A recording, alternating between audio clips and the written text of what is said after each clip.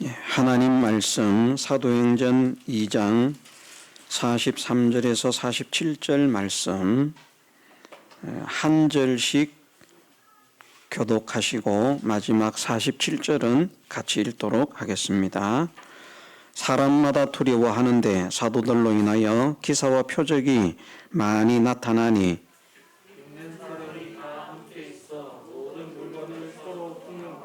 또 재산과 소유를 팔아 각 사람의 필요를 따라 나누어 주고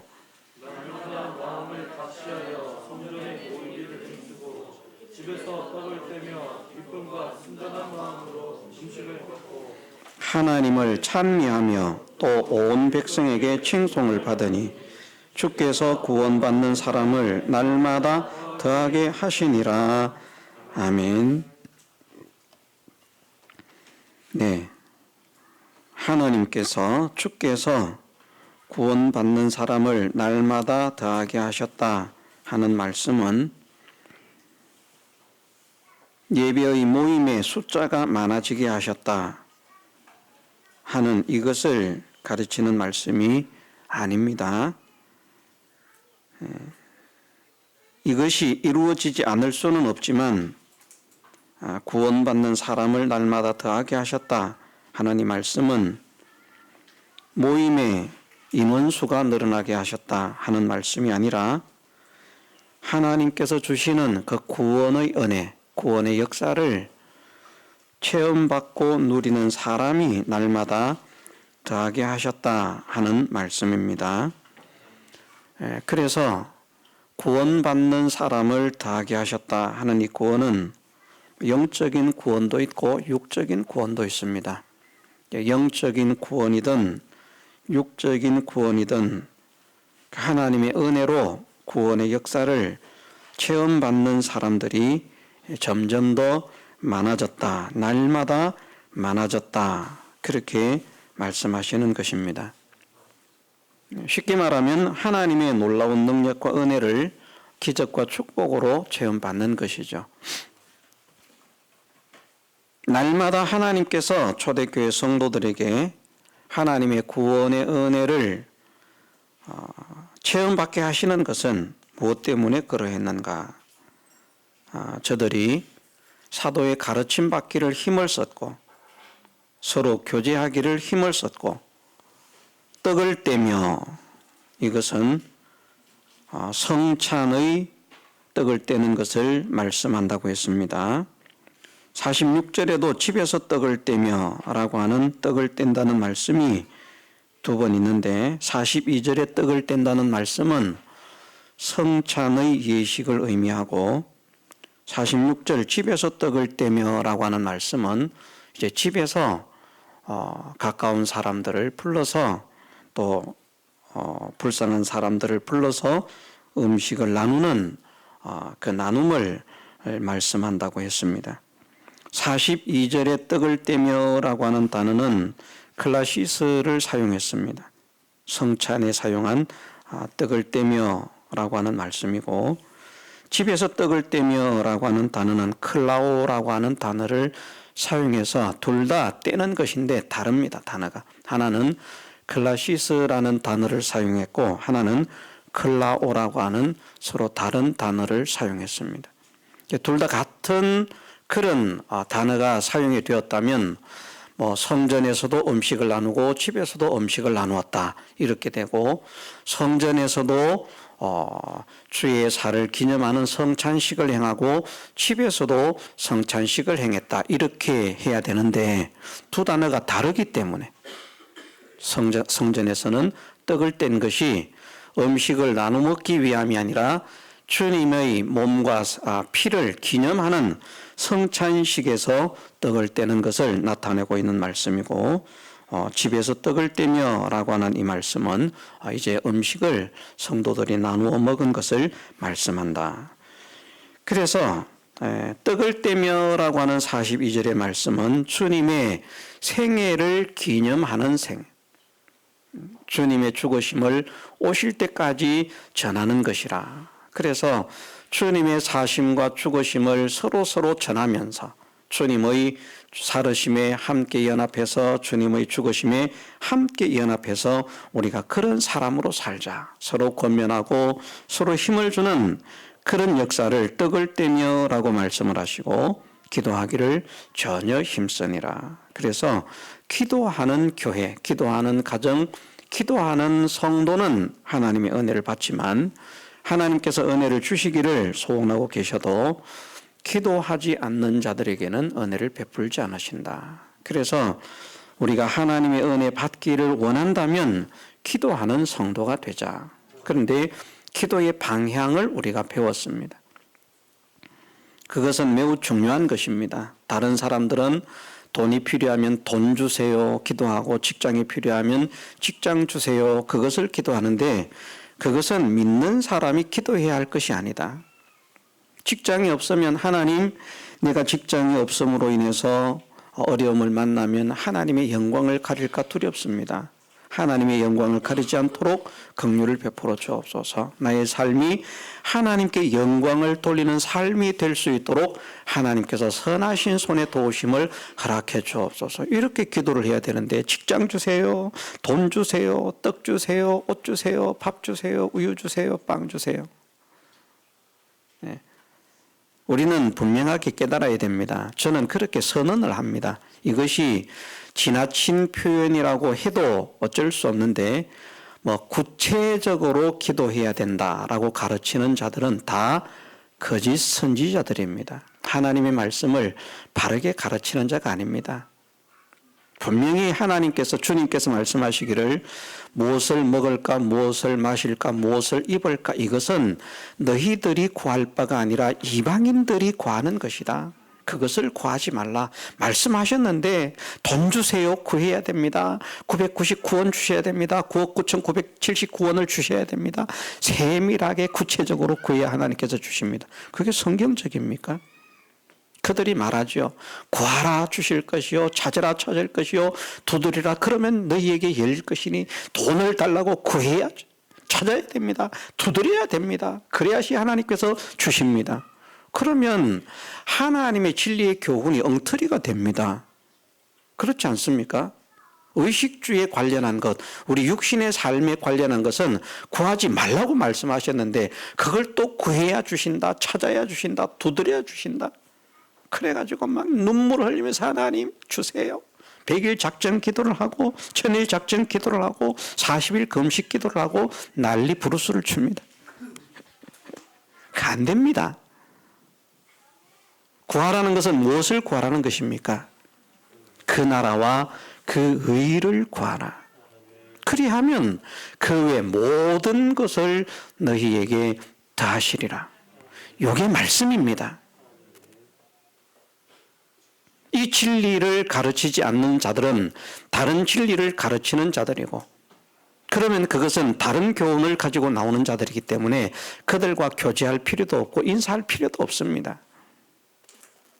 근데 이런 구별을 가지지 못하니까 그만 또 그게 맞는가 싶어서 거기 가가지고 또 아멘 아멘 합니다. 그 집에 와서 또 써먹습니다.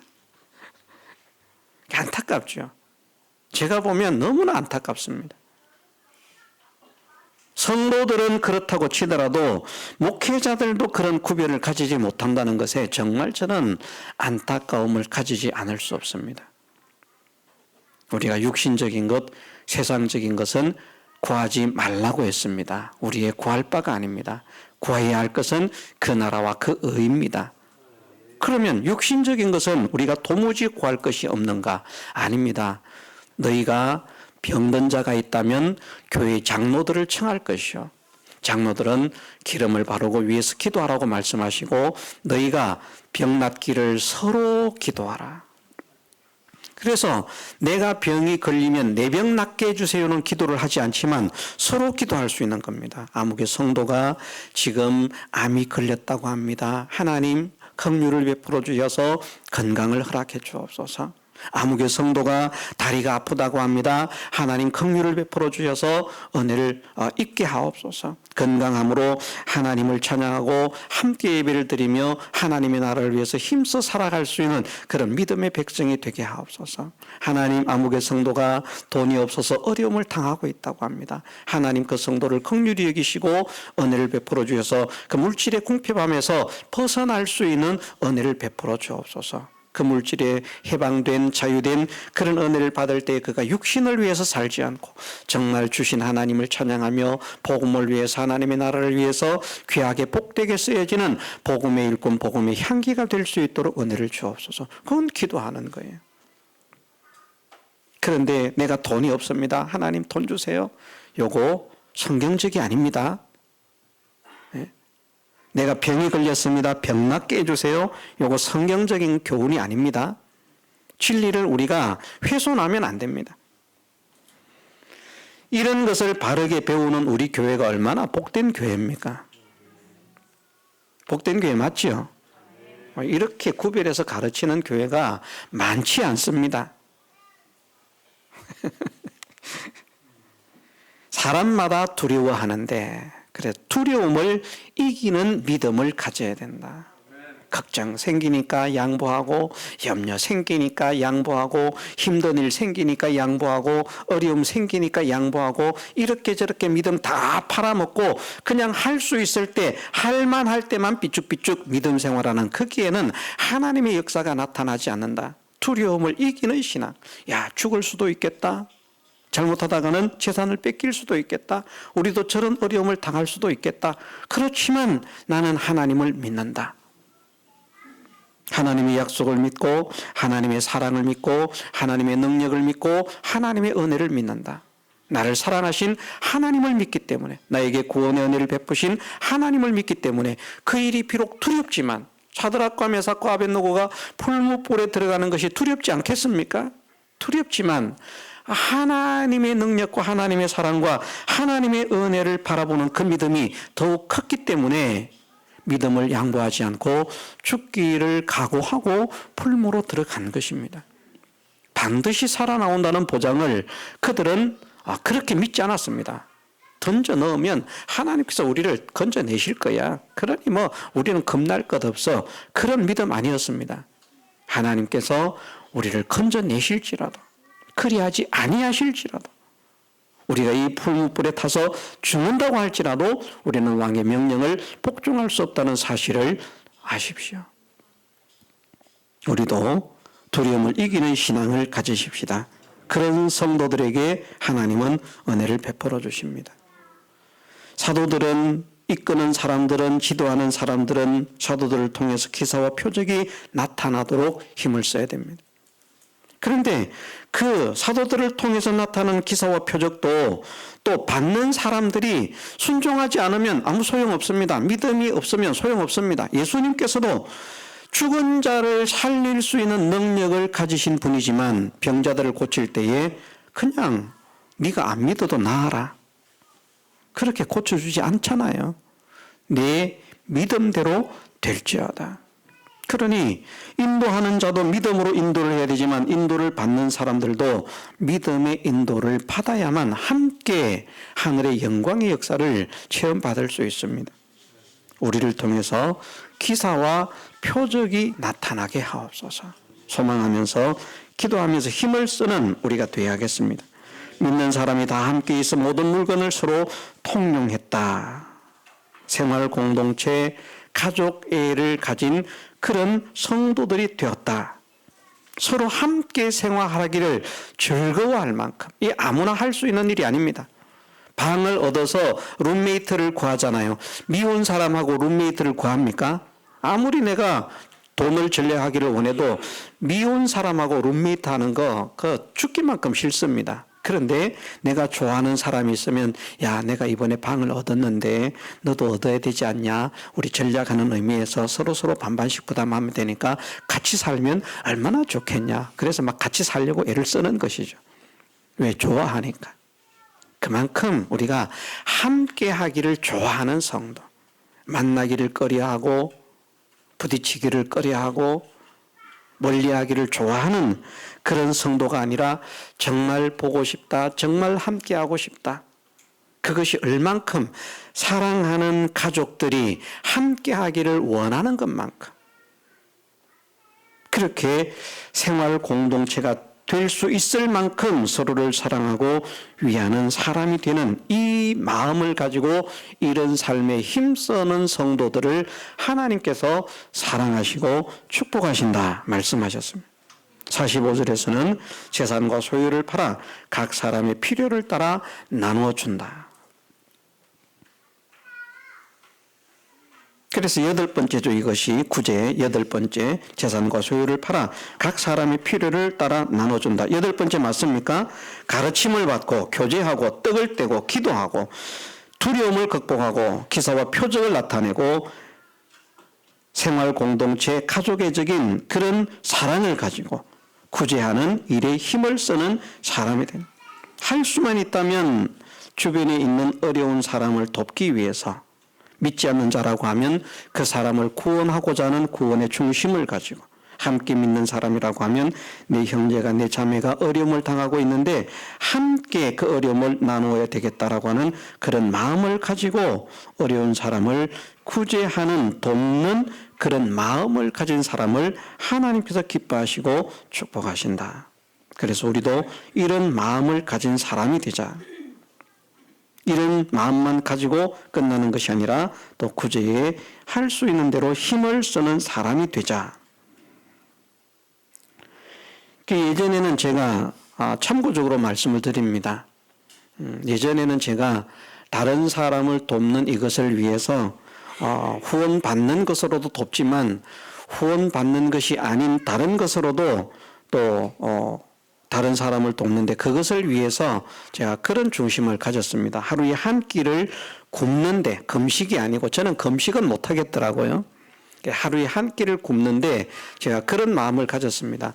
하루에 3끼를 먹을 것을 2끼만 먹고 한 끼를 먹는 것을 그 한 끼를 먹었다라고 생각하고 그것을 다른 사람을 돕는데 사용하자. 그것을 모아서 어려운 목회자들을 돕고 목회자들을 대접하고 섬기고 어려운 교회들을 돕고 하는 일에 사용을 했습니다.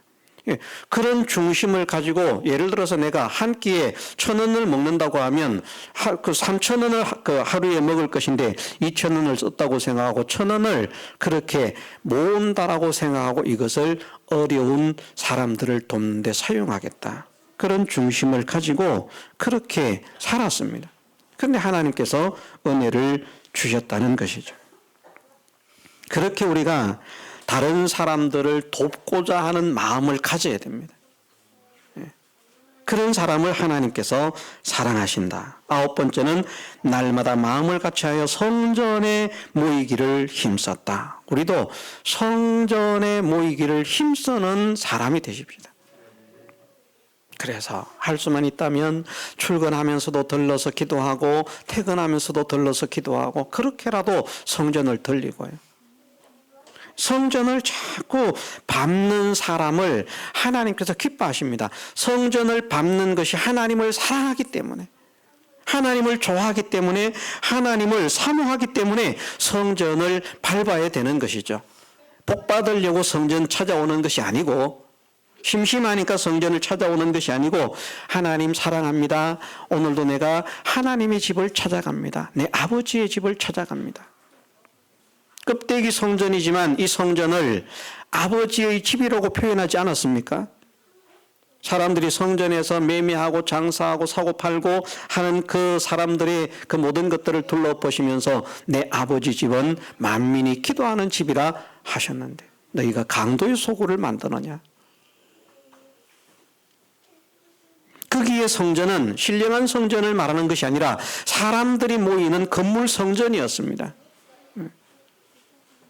그곳을 아버지 집이라고 하거든요.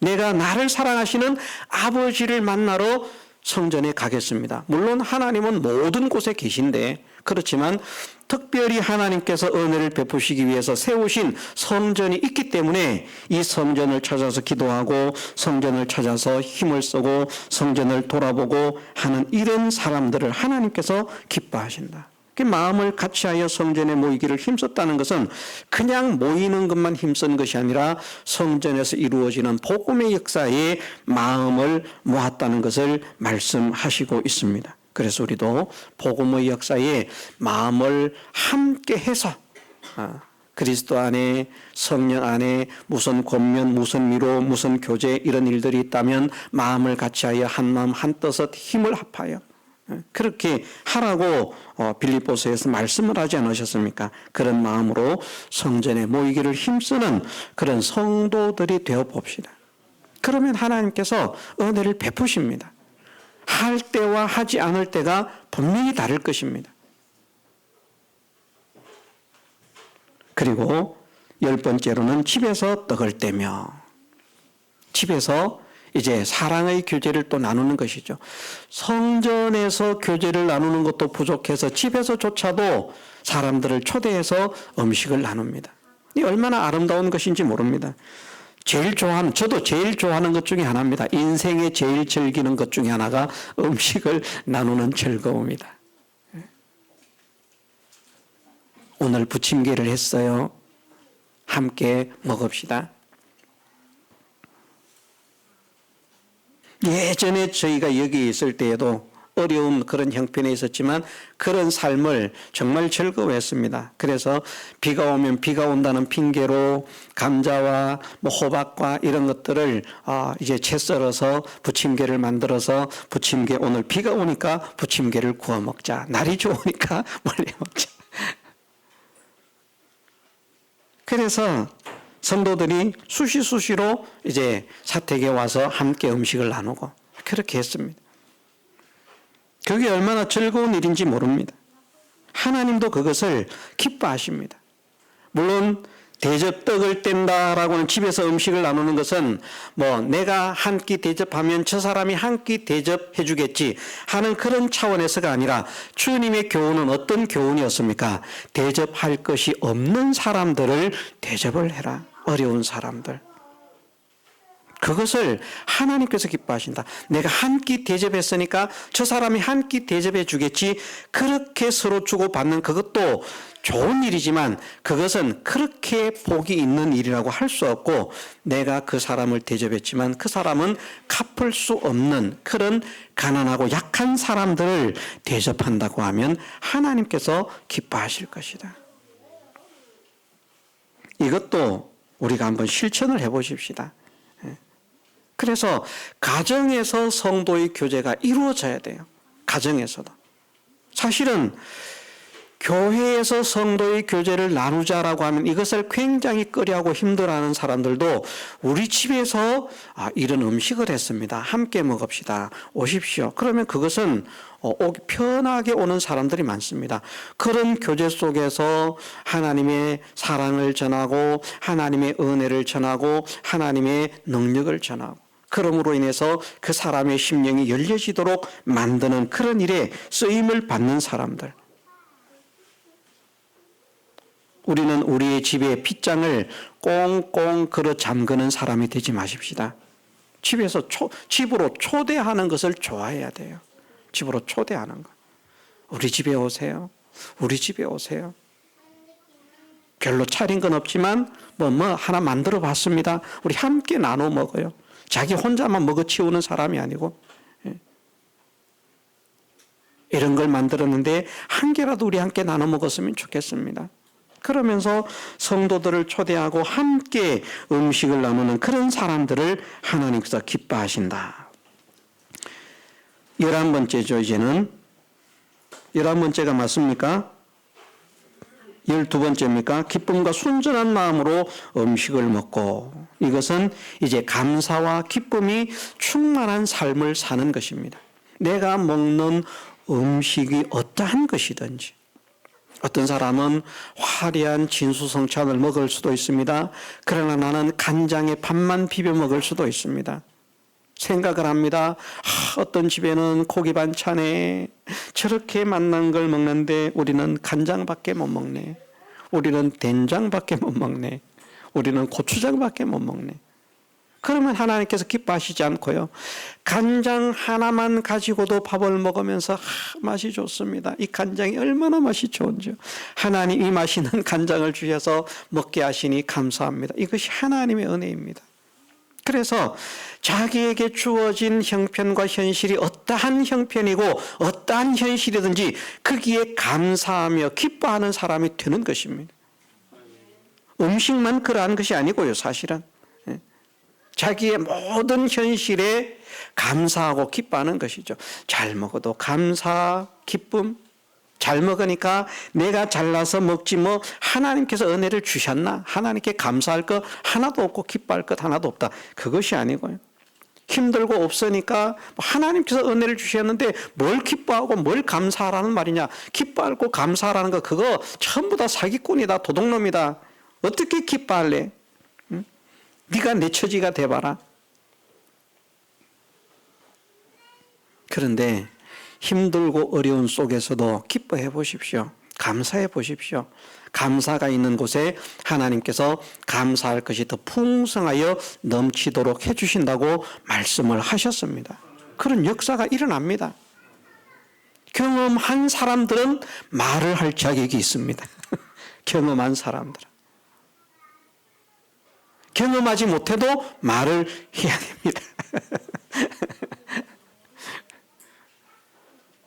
내 경험을 못했기 때문에 힘들고 어려운데 감사할 필요 없어. 그것이 아니고요. 우리가 함께 그런 생활을 힘을 써봅시다.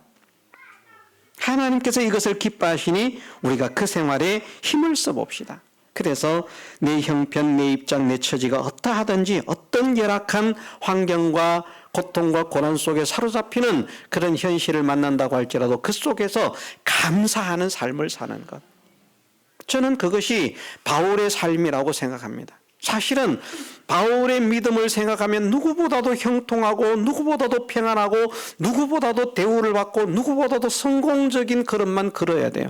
그런데 바울이 걸어가는 일생에는 수많은 고난과 수많은 환난과 수많은 역경이 있습니다. 내가 추리고 춥고 헐벗고 누구보다도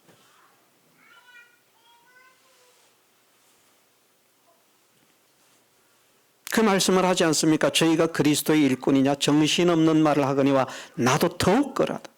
저희들도 그리스도의 일꾼이지만 저들보다도 나는 더 그리스도의 일꾼이다. 왜 내가 그리스도의 일꾼이냐?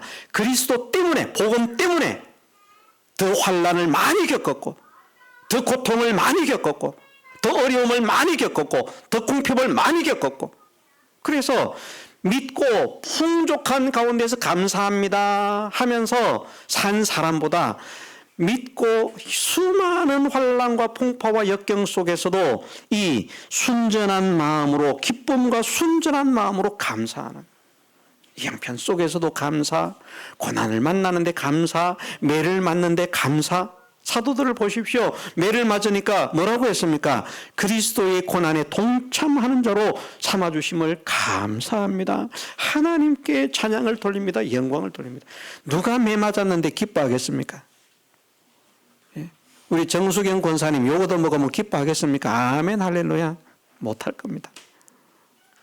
욕을 안 네가 니까짓 게 뭔데 나한테 욕을 나를 때리면 저 같으면 한 대 맞으면 한 2대는 복수를 해야만 성이 풀리는 사람. 그런데 매를 맞는데 감사합니다. 억울하게 매를 맞고 옥에 갇혀서 하나님께 찬양하며 기도합니다. 하나님의 역사가 나타나지 않습니까? 그런데 그런 일이 없으면 더 좋을 것 같은데 바울은 복음을 위해서 살면 살수록 핍박은 더 거세집니다. 환난은 더 거세집니다. 고통은 더 거세집니다. 바울의 감사가 사라집니까? 바울의 기쁨이 사라집니까? 그렇지 않습니다. 더 충만합니다. 더 뜨겁습니다.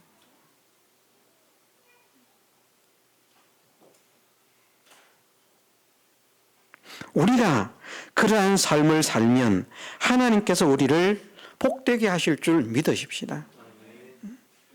바울은 하나님께서 특별한 일꾼으로 쓰시기 위해서 그렇게 하셨어요. 보편적인 사람이라고 하면 축복을 받아도 엄청난 그 시대 최고의 축복을 받았을 것입니다. 일반적인 성도였다고 하면, 다시 말해서 평신도였다고 하면, 하나님의 말씀을 전하는 오늘날로 말하면 목회자였기 때문에 그런 고난을 당한 것입니다. 그런데 그런 고난을 당해도 원망하지 않았습니다. 불평하지 않았습니다. 낙심하지 않았습니다. 얼마나 어려움을 당했는지 죽을 것 같은 살 소망이 없는, 이제는 틀림없이 꼼짝없이 죽었다 라고 하는 그런 환난을 만나면서도 바울은 전혀 두려워하거나 근심하거나 걱정하거나 원망하거나 불평하지 않고 그 현실을 감사와 기쁨한 마음으로, 순전한 마음으로 하나님을 찬미하고 찬양하는 그런 사람이 된 것입니다. 하나님께서 어떻게 미워하실 수가 있겠습니까? 어떻게 사랑하지 않으실 수가 있겠습니까? 여러분에게 어려움이 있으라고 말하는 것 아닙니다. 이것은 저는 여러분들은 평신도기 때문에 정말 믿음의 사람들이 복을 받았던 아브라함처럼 그렇게 복되어졌으면 좋겠어요.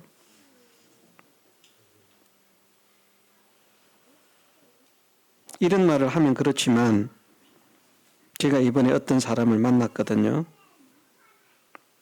그분들이 저를 대접하는 것은 좋아합니다. 그렇다고 해서 그분이 재산을 팔아서 중국 가겠다는 것은 아니고, 이제 그 가족들이 다 가족 관계로 인해서 중국에서 나와서 한국에서 돈을 벌어먹고 살고 있는데, 결국 그 번 돈을 전쟁이 나면 중국 정부에 다 갖다 바치겠다는 겁니다. 저는 그 집에 그래도 하나님의 은혜가 임하는 것은 그 남편의 그런 어떤 중심이라고 봅니다.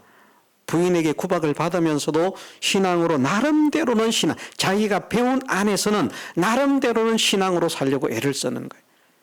부인은 장사를 위해서, 사업을 위해서 거기에서 제일 큰 교회를 가라. 그런데 자기는 그게 신앙 양심이 허락지 않는다는 거죠. 작은 교회를 섬기기를 원한다. 어쨌든 그 마음을 하나님께서 사랑하신다고 봅니다. 그 사업체를 2개를 가지고 있는데, 한 사업체 속에 어쨌든 조그마한 사무실로 사용할 공간을 원래는 사무실로 쓰려고 했는데 그냥 부인이 이것저것 하는 걸 좋아해가지고 꽃집을 차린 거예요. 조그마해요. 아주 조그마해요. 우리 어쨌든 다 하면 한 4평 정도가 될까 말까 한 그런 아주 작은 공간입니다. 그런데 그 작은 공간에서 1년에 매출이 1억이 넘는다는 거예요. 한 달에 400, 500씩을 번다는 겁니다. 꽃다발도 만들 줄 몰라요. 꽃다발도 그냥 주문 들어오면 어디서 만들어 놓은 꽃다발 그냥 주는 거, 대체적으로 화분입니다. 그런데 그 조그마한 동네에 그 조그마한 가게에서 연 매출이 1억이 넘는다는 거예요. 그런데 가만히 살펴보니까 그게 틀린 말은 아닌 것 같아요.